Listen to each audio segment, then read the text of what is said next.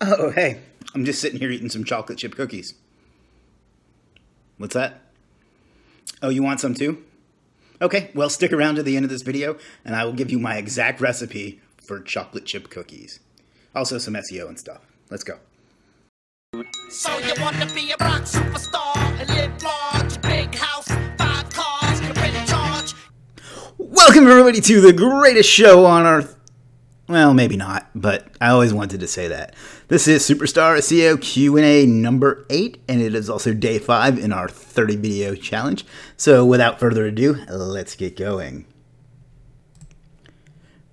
First question comes from Michael. At what age did you start working for yourself, and what was the turning point in your life to do so?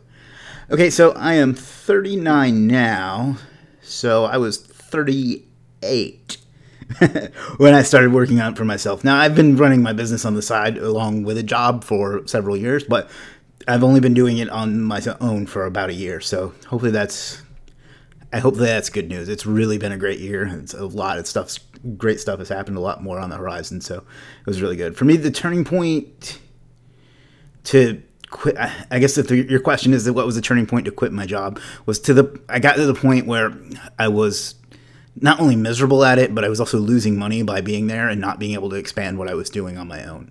So I've told that story a couple times, but and I'll show you a link to it in the group if you ask me again. But yeah, basically that was it. I was getting to the point where it wasn't profitable for me to keep working and doing this, so I finally had to just go all in and get out on my own. And that's been about a year, and without a doubt the best thing I've ever done in my life. So hopefully that answers that.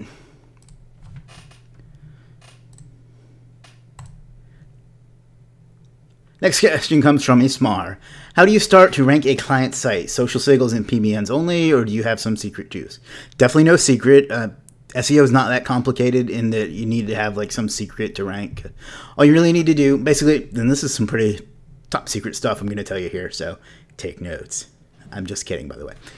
But if it's a local site, assuming it's, city service type thing, the first month I do some citations and I do some social profiles depending on what they already have, and then maybe some other white hat foundational links like some Google map citations or something. And then the next month I do a press release, some social signals, and any other types of links that I think are necessary. And then I just start with PBNs and guest posts and social signals the rest of the time until they rank. And that, along with the on page, is enough to rank every site. There's really no reason to make it any harder than that. It's just a matter of time at that point. So that's pretty much my process. So hopefully that helps with that. Next question comes from Rob. This is a long one. It says, what is a good strategy for ranking a service-based contractor business in their entire state? A GMB, which for those listening is Google My Business, Optimize Site, videos, and social signals have gone a long way towards ranking them high in their NAP city. NAP stands for name, address, and phone number. But how do you make headway in surrounding towns and counties? This is a location business with a service radius of about 90 to 100 miles, but all search traffic seems to come from the city where they are based. Well, my first thought there is there any search traffic in the other cities? So I would look into that and see if it's even worth it. From there, yeah, you're just going to have to start adding relevant locations and stuff, or relevant pages and relevant information about that area onto your page. Maybe even consider adding a separate page for each of those surrounding cities and help with that. It's a bit tricky because it's a service area business and there's not separate locations, but that's what I would do, is just add more content about, more pages about the other areas you're trying to rank for, and then link to those as well. So hopefully that helps. Next question comes from Randy. What's a good recipe for chocolate chip cookies? Randy, I am so glad you asked this. This is something that weighs on my mind every day, and I've come up with this top secret formula that I'm going to reveal now in this video for everybody watching. So be sure to take the notes on this. This is going to go fast, and it's important. First thing you want to get is some eggs. These are really the key ingredient to making this work. Then you want to go and you want to get some flour and some sugar. This is what kind of makes it grow, makes it become a cookie. And then, of course, we're talking chocolate chip cookies, so here you want to get the best chocolate chips available. Then you're going to go take all of those. You're going to go over to your kitchen. You're going to heat your oven to 375 degrees. Then you're going to realize that all of this is a huge waste of time because it's way too difficult to make cookies and way not worth the effort. So you're going to take all that stuff. You're going to first but before you do that, you're going to turn off the oven, because we here at Superstar SEO believe in your safety. Then you're going to take all the ingredients you just bought, throw them in the dumpster, and you're going to go to your local grocery store, and what you're going to do is buy some Chips Ahoy original chocolate chip cookies, because those are awesome and it's much easier than baking your own. And then after that, you want to be like, cookie! Nom nom nom nom. Oh, nom nom nom nom nom nom. Ah. Bye-bye. Next question comes from Gundi. She says, read your affiliate keyword video. How long does it take on average for these sites to start generating income? Okay, so a better question is, it's kind of hard to answer that, because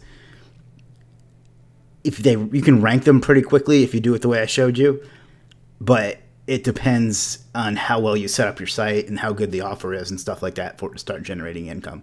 You can rank them within a few weeks.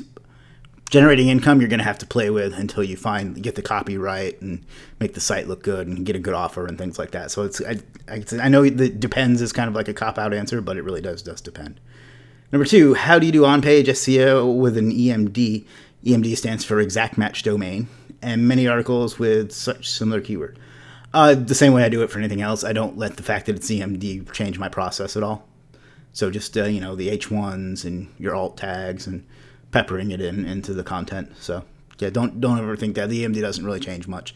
I know a lot of people will tell you that you can over optimize those, but that hasn't been my experience. So number 3 is, what other affiliate platforms do you regularly use aside from ClickBank? I talked about this a little bit in yesterday's video, but I do not really like JVZoo that much. ClickBank is good. Amazon is good when you can't find something else. But what I really like to do is find vendor specific ones. Like I have one in the nootropic space, and I'm an affiliate of the main, I don't want to say the main, one of the big companies that produces nootropics. So the thing to do is just go to any business that's in the niche that you want to make some money with, and just see if they have an affiliate program and go from there. So, and then there's other like networks like Share a Sale and Commission Junction and so on. So you can look in those as well. So hopefully that helps. Next question comes from Dave. How do you stay organized with clients? Do you have an SOP for each service or something you could share? And I'm really not the person to be talking about this. I need to be better about this sort of thing, but I'm just not. Like, I know what I need to do, and I send it over to the people that are going to do the different parts of it, and then the parts I'm going to do, I just do it right away and get it over with, because I know I'll forget. I'm not nearly organized enough on that, so probably best to ask somebody else. Next question comes from Ken. When doing affiliate videos on products, do you use a throwaway account, or is one channel okay for all products? Okay, so what I would do there is make a channel about the certain products.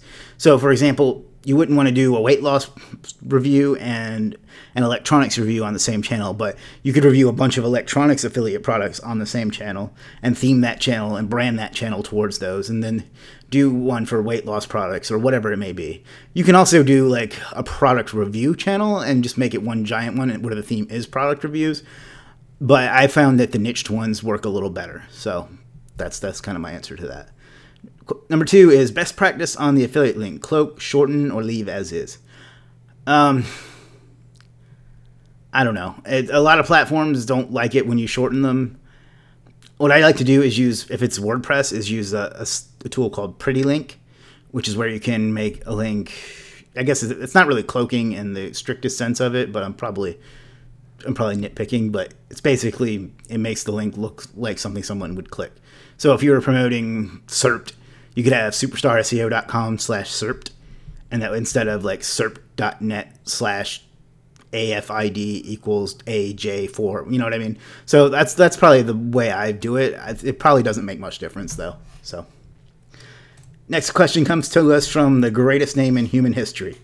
What linking building software do you use? Do you recommend Runny Robot? The main one I use is Sendwire. That's mostly for my customers, but also for videos that I do. I've used Money Robot. I like the interface for it a lot. It's really well laid out. It didn't do that much good in my opinion, though. I think it's incredibly overrated. And the targets that it has, I don't know. I don't use it, and I don't really recommend it. I think it's GSA with a Fisher Price interface. So Hopefully I didn't offend anybody just then, and that's kind of my answer to that. So next question comes from Sandeep. Can we build links to a site which is not totally on-page optimized, content missing, etc.? It's a landing page, but I know the keywords I'll be looking to rank for. Absolutely, yeah. As soon as you own the domain, start firing away. Like Gregory Ortiz, I know he does that, and then some other people do that too. And on-site is like one of the least important factors. So yeah, just start with your SEO as soon as you can. The sooner you start, the sooner you'll get there. So hopefully that helps. Next question is Nathan. What would be your choice of links when starting with a fresh new website and domain name? Okay, so if it's a local business or even a national business, but something with an address, I like to start with citations. And then I like to do social profiles, because what you do with those is establish it as a brand and not just some random website. And then from there, I get into social signals and PBNs and guest posts and all the stuff that we talked about a little earlier. But I guess the strict answer to your question is the first few things that I do are social profiles, because those are links and those are brand links and those are important. And then citations if it's appropriate. If, obviously if it's some kind of review site, there may not be. And then, you can do some like Google Map citations and that sort of thing. So hopefully that helps. Okay, that is the last question for today. If you would like to have your questions answered in a video like this next week, you can join us at superstarseo.group. That's our private mastermind. Not only do you get your questions answered, but there's great discounts and content, and it's just a really good community that I'm really proud of. And we'd love to have anybody who's watching this join. And if you like videos like this, do me a favor and go to superstarseo.tv to subscribe, or just click the subscribe button below this video. Either way, both of those make it one-click simple for you.